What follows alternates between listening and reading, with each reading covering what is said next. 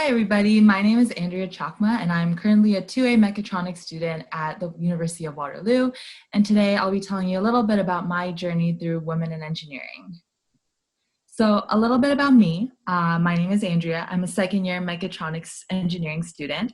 I am an outreach commissioner with the Engineering Society, a shadow day director with the Engineering Ambassadors, and also a women in engineering outreach squad member. So a little fun fact about me, I got to meet Tessa Virtue, who is one of my biggest role models last year, and it was super exciting for me. But yeah, it's a little bit of a fun fact about myself. So when people ask me why I chose Waterloo Engineering, one word comes into mind, and that is opportunity. So Waterloo Engineering provides a ton of different opportunities for their students to sort of learn about what engineering is, but not only learn about it, but also figure out where they fit in within engineering. So a lot of the big, what a lot of people think about is co-op. So with co-op, you get to go out into the industry, figure out what you like, what you don't like, what industry you kind of want to see yourself in. And co-op is a big reason why people go into Waterloo Engineering, but there's also a lot more opportunities, such as design teams, where during your school term, you can join a design team, participate in some amazing competitions where you get to meet with industry partners from all different parts of like engineering and so forth. Also, there's a lot of different research opportunities. So for example, a lot of my friends have done research assistant jobs working with the RoboHub. And so they got to work with the little mini robots and help produce some artificial intelligence research as well. So there's a lot of different things that Waterloo Engineering provides, and all of it is summed up into the idea of opportunities and trying to figure out where you fit in engineering and where you see yourself growing. So with my experiences as a woman in engineering, overall, my experiences have been pretty good, but there have been some bumps along the way. So whenever you do go into any engineering class, classes are very much still male dominated. And that is the same whichever engineering program you decide to go into in whichever university, classes are still very much male dominated. And sometimes it can feel like you sort of have to fit in within this boys club, and it can feel as though you really don't belong. But at the same time, that's not always the case. The majority of the time, when you can get past the fact that there's so many boys in the classroom, you realize that you do have a very supportive community environment that you can sort of grow in and sort of be yourself in. So for my example, I have an amazing, strong group of friends of both guys and girls, and we sort of are this sort of great friend group, and it's a very supportive community where I can sort of be myself and know that I have them to lean back on if I do ever feel overwhelmed by the scenario that I'm in or the situation that I'm in. But even though classes are very much male dominated, it's not so much about the gender, so to speak, but it's more so about I've had an amazing experience with every single human being in my class, and you do make those close friends and you build that community because you're stuck with the same 100 students in your cohort for basically the rest of your life. So you very soon and very quickly learn to make friends, and it's really an amazing environment to be in. Another aspect of being a woman in engineering is throughout the co-op process. So finding co-ops is hard and easy for everyone, and just because you're a girl, it doesn't make it any harder or it doesn't make it any easier. So something that I've heard from a lot of people is, oh, because you're a girl, finding co-op is so much easier because employers are always looking for diversity. That's not always the case. What employers look for is they look for a skill set, knowing that you have the skills to properly do the job. And they also look for if you have the proper attitude and the values to fit in with the company culture. So my example of this amazing co-op that I had was I worked at RBC last term, and that was the most diverse group of people ever. And my manager actually said that that was the most diverse group that they've had in over 2-3 years. It was basically 50-50 male female, and it was an amazing experience because I had amazing female role models, but I also had male role models as well, both who are doing amazing in the industry. And so a lot of companies do look for that diversity.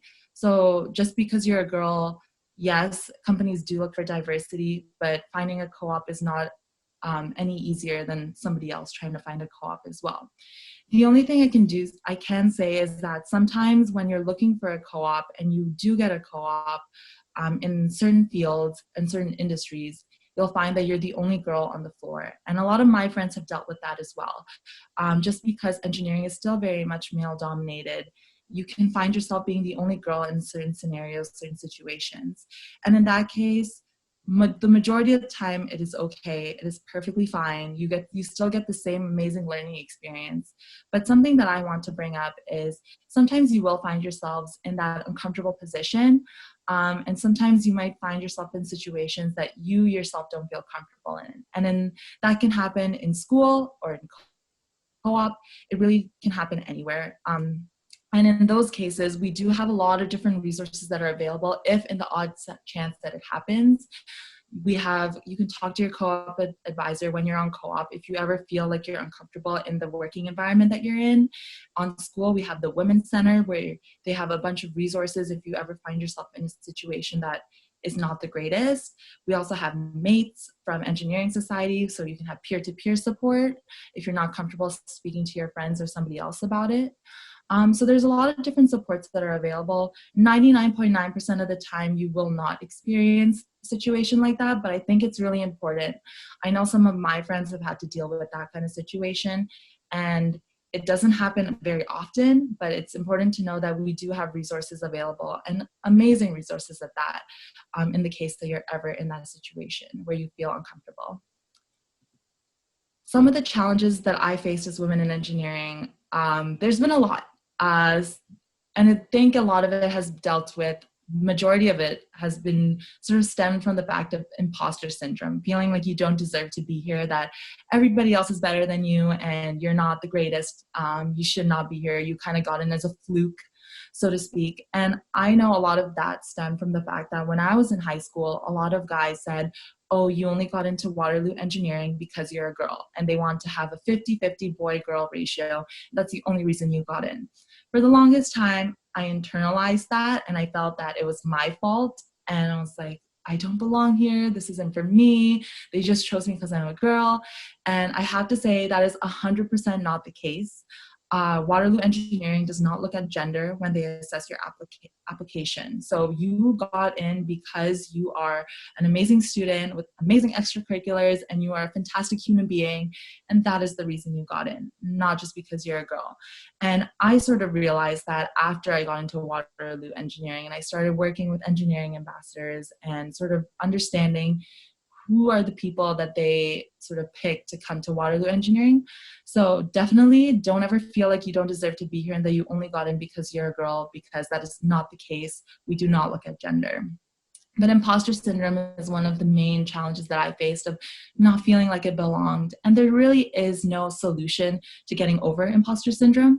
A lot of it is just going through the term. I think at the end of first term was when I realized that, hey, I actually do belong here. And by then I had made a good group of friends. I was doing well in school and I had found extracurriculars that I was super passionate about. So definitely imposter syndrome can be a challenge that you face, but as long as you sort of work hard and find your place and find your groove, it's very easy to get over. The second issue was lack of technical skills. I have never coded in my entire life before coming to Waterloo Engineering. I think I took one coding course and that was intimidating. Mechatronics engineering has a huge not a huge coding component, but I would say a lot of it is very much coding based. So I was very scared. I felt like I was the only one that didn't know how to code, and asking for help was wrong because everybody else knew the answer. And I felt like I was asking stupid questions. But just know that how I faced that challenge was realizing that there was tons of other people in my class who had not coded. So there are other people in your scenario, in your situation, and most programs will teach you right from the beginning. So if you don't know how to code, or if you don't know how to use, let's say, machine tools, or there's some other technical aspect that you do not know how to do not worry. You'll get the opportunity to learn. And the only way to get over that is to just go out there, ask for help, even when it's hard to ask for help, even when you think it's a stupid question. Make sure you ask those questions, because that's when you'll actually learn, and when you can get onto the level of all the other people that have been coding since like from the beginning of time, or when they were little. And a little positive spin on that is I used to very strongly disliked coding. I thought I was really bad at it. But now my next term, I'll be working as a software developer. So where I'll be legitimately coding for my entire co-op term. So there is a bright side. If you don't have technical skills, don't worry about it. I know I did, but you will learn and it'll come to you. And the last challenge that I faced was trying to find a role model. So in engineering, it can be very hard to find female role models. I was lucky during my last co-op term, I found this amazing coworker who really understood where my engineering journey was going and how I felt in engineering, and I could relate to her a lot. But it can be very hard to find female role models like that. My recommendation is to look for upper years. So I have 2 or 3 upper year friends, even more now that I've gotten involved with an engineering society, and really reaching out to those older female engineering students because they have gone through the same thing that you have gone through, or have very similar experiences. So making sure that if you reach out to them and have a nice conversation, they are more than willing to help and sort of help you figure out what issues that you're having and where you can sort of go.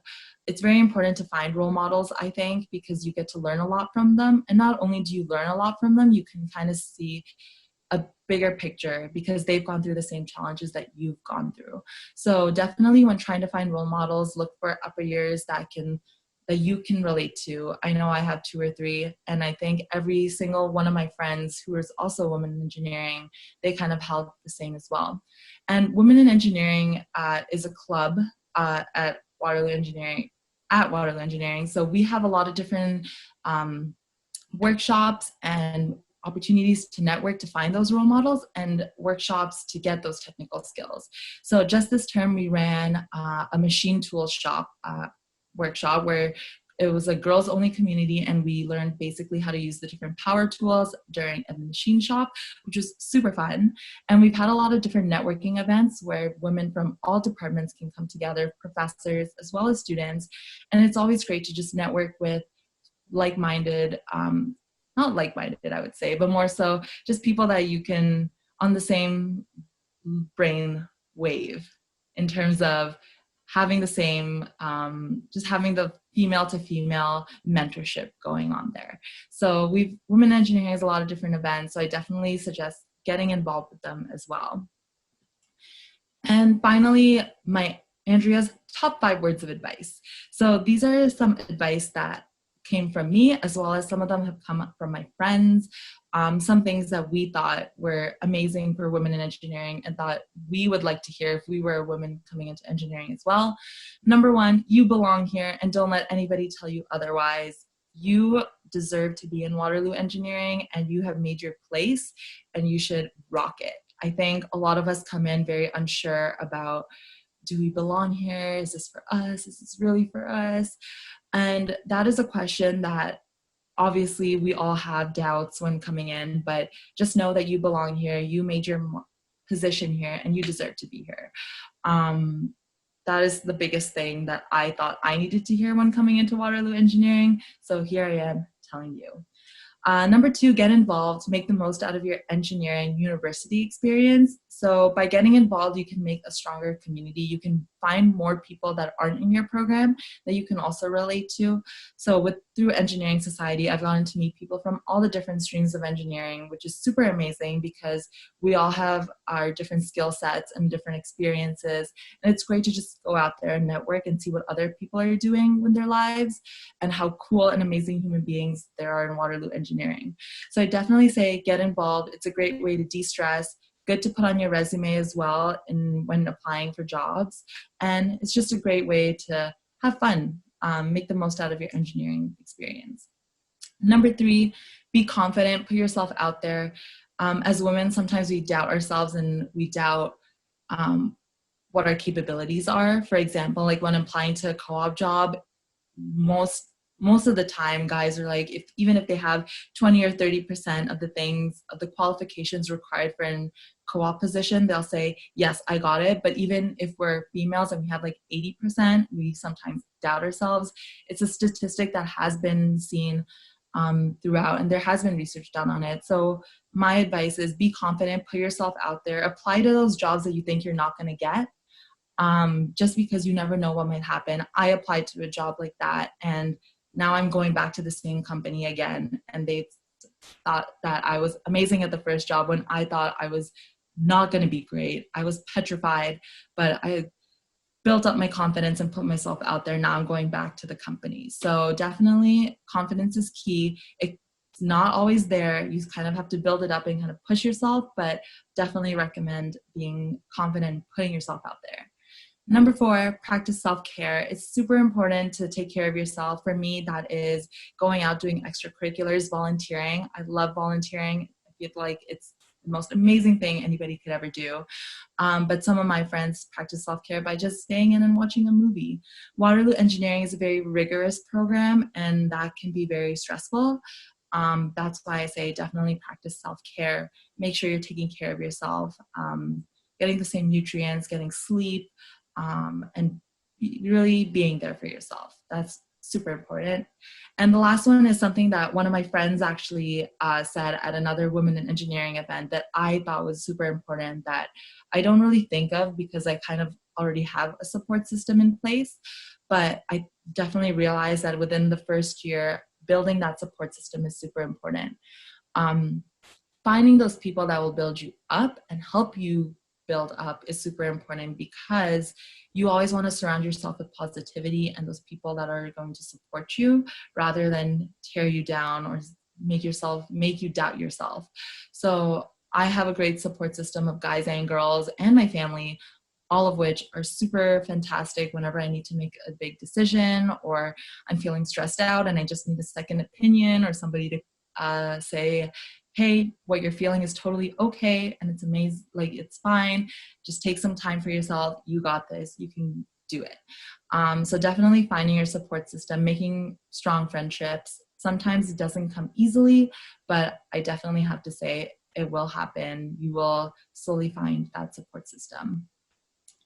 And that is Andrea's top 5 words of advice. So to conclude, I hope to see all of you on campus soon. If you ever have any questions about women in engineering, questions, concerns, just what did you do in high school, or what can I be doing right now to sort of help me prepare for Waterloo Engineering, you can send me an email. I love getting emails, and I will always respond to every email that I get. So thank you very much for listening to my presentation, and I hope to see all of you soon.